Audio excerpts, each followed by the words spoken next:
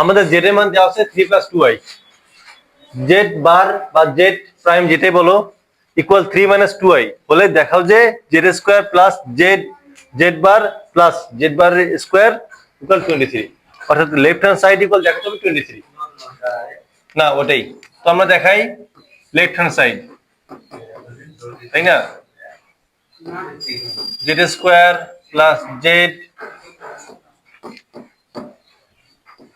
তাই না, জেড এর মান বসাই 3 + 2i হোল স্কয়ার, তাই না, জেড 3 + 2i, জেড বারের মান কত 3 - 2i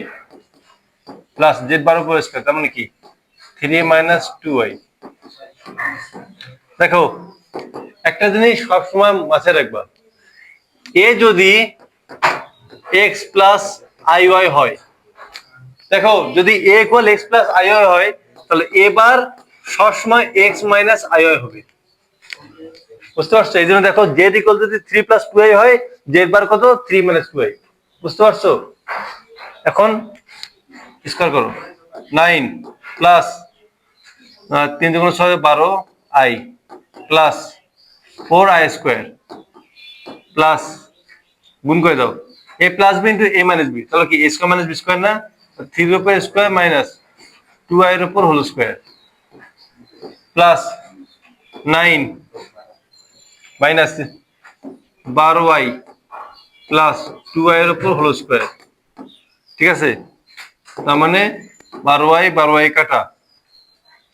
আচ্ছা তারপর আমরা করি 9,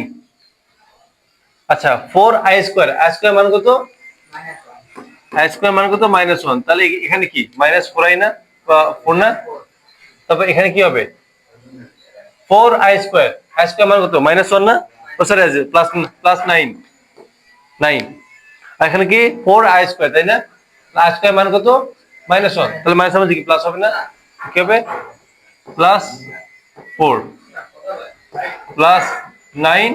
কত এখানে -4, এটা বুঝতে পারছো 4i স্কয়ার, তাহলে দেখো এখানে কত হচ্ছে আমার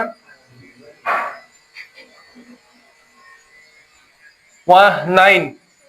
9 থেকে 4 বাদ দিলে কত 5,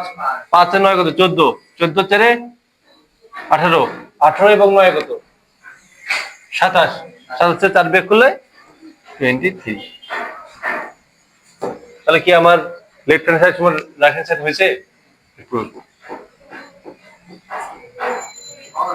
শেষ 3.1 এর ম্যাচ শেষ, আমরা আজকে 3.2 ধরবো।